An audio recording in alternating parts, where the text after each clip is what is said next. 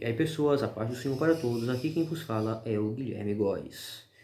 E eu quero falar com vocês, ainda continuando nosso estudo a respeito da parábola do filho pródigo, a respeito de um personagem que aparece e que ele é muito comentado e muito pouco aprofundado. Vamos falar a respeito do irmão do filho pródigo. Veja que é muito comum as pessoas dizerem: aquela pessoa ela estava perdida dentro de casa. E, obviamente, estava perdida dentro de casa.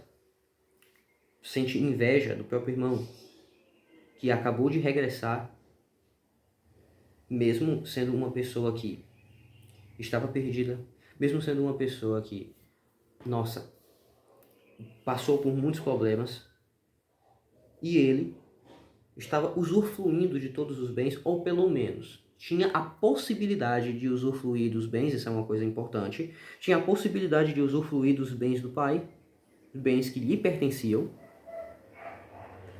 e não fazia.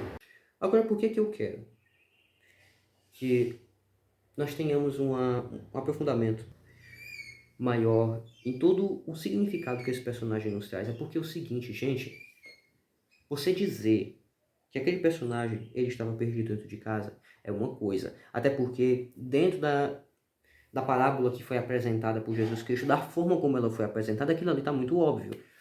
Quantas pessoas não estão perdidas dentro da casa do Pai hoje em dia e muitas vezes não sabem que estão perdidas, estão tão perdidas que não sabem que estão perdidas? É possível que você esteja aqui me assistindo, esteja perdido, sem saber, sem ter um direcionamento. E não é uma coisa complicada, porque o que é que nós entendemos? Aquela pessoa, de alguma forma, mesmo ela estando dentro da casa do pai, mesmo estando dentro da casa do pai, mesmo sendo filho, tendo direitos, ele estava alienado das coisas, de tudo aquilo que ele poderia ser. Ele estava alienado de tudo aquilo. Irmãos, eu quero dizer para vocês que muitas vezes é comum a pessoa ser um cristão sincero, ser um cristão verdadeiro. E às vezes a pessoa está em uma tristeza profunda. Não por causa daquilo, não por causa daquilo que ela tem. Não, não é porque lhe falta Jesus Cristo, não é porque lhe falta... Cara, olha, pense em Ana, por exemplo. Ana era uma pessoa cristã, era uma mulher casada, era uma mulher que, ao que tudo indica, cara, ela vivia em uma casa onde não lhe faltava nenhum bem material, mas ela vivia triste, não por causa das coisas que ela tinha. Nós acreditamos que Ana era uma pessoa profundamente grata por todas as coisas boas que estavam à disposição dela. Mas ela queria uma coisa lhe faltava. Ela queria um filho. Ela queria um filho. Gente, repara o quanto que é comum esse tipo de coisa acontecer. Às vezes a pessoa, ela tem alguma frustração, tem alguma coisa que está mal resolvida. E aquela coisa fica impedindo que essa pessoa seja plenamente feliz. Assim, olha, se ela morrer, ela até vai pro céu. Mas ela não está desfrutando de todas as regalias que ser filho de Deus lhe proporciona ainda aqui na Terra.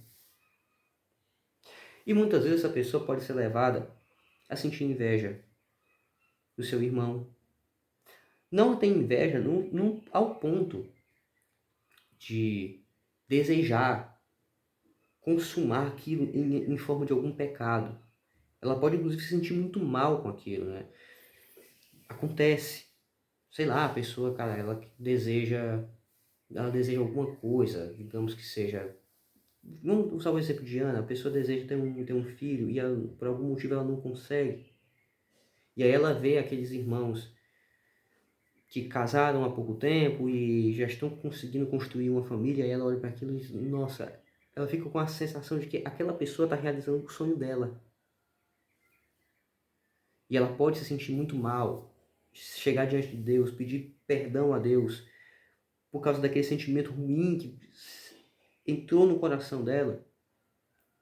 Mas é uma pessoa, você nota, é uma pessoa que está no mesmo local aonde estava o irmão do filho pródigo, dentro da casa do pai, dentro da casa do pai, e com inveja do seu irmão que acabou de chegar, e que está recebendo uma festa em sua homenagem. E aí ele disse, meu pai, eu estive aqui com o Senhor durante tantos anos, eu estive aqui com o Senhor durante tantos anos, e o Senhor nunca matou um cabrito para que eu possa comemorar com meus amigos. E a resposta do pai, meu filho, todas as minhas coisas te pertencem. Gente, é interessante nós prestarmos atenção que a relação do ser humano para com Deus já foi uma relação extremamente indireta. Já foi extremamente indireta. Hoje em dia já não é mais. Porque o nosso Senhor Jesus Cristo, ele nos fez esse favor de morrer pelos nossos pecados e nos dar um acesso direto a Deus. Só que assim mesmo, às vezes a relação do ser humano para com Deus, ela é complicada. Não que seja complicada porque Deus esteja impondo dificuldades.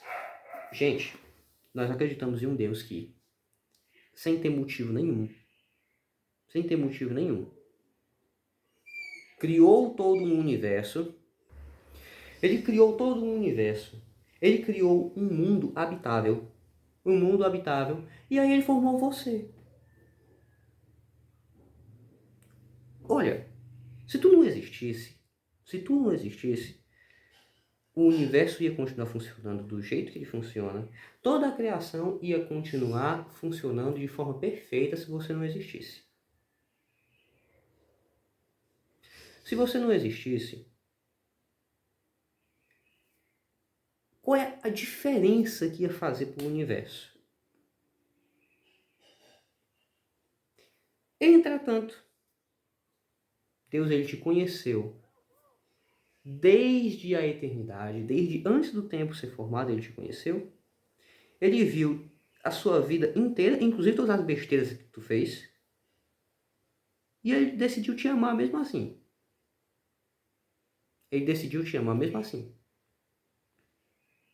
Tanto é que foi por ti que ele enviou o seu filho unigênito para sofrer no teu lugar. Quando nós pensamos num Deus assim,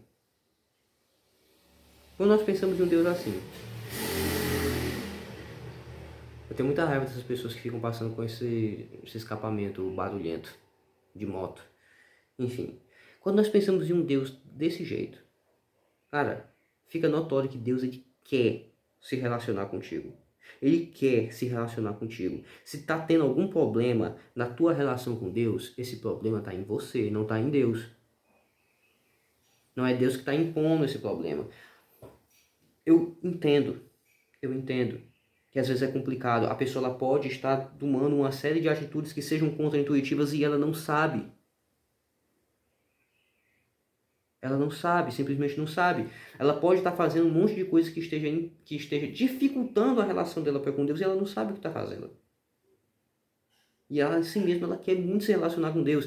E aí Deus, ao ver a pessoa querendo se relacionar com Ele, às vezes, Ele vai fazer alguma coisa além daquilo que ele já está fazendo normalmente, além daquilo que ele já fez, ele faz alguma coisa a mais. Só que pelo fato da pessoa estar praticando uma série de coisas contra-intuitivas, ela não consegue ter um relacionamento bom com Deus de maneira constante.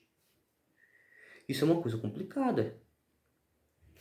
Olha, quando nós estamos falando desse irmão do filho pródigo, é importante nós pensarmos, por exemplo, naquilo que está escrito no Salmos 1,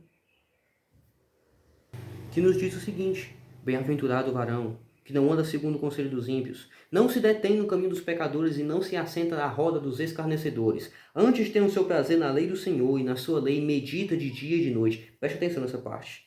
Pois será como uma árvore plantada junto a ribeiros de água, a qual dá o seu fruto na estação própria, e tudo quanto fizer prosperará. Não são assim os ímpios, mas são como a moinha que o vento espalha. Portanto, os ímpios não subsistirão no juízo, e nem os pecadores na congregação dos justos. Calma que eu estou me lembrando. Porque o Senhor conhece o caminho dos justos, porém o caminho dos ímpios perecerá. É isso, pessoal. E eu sei que mesmo eu tendo dado essa pista para vocês, ainda pode ser um esforço intelectual muito grande para a pessoa, um esforço espiritual muito grande para a pessoa conseguir compreender direito o que ela deve fazer para melhorar a sua relação com Deus. Pode ser um esforço muito grande. Eu sei disso. Eu passei por tudo isso.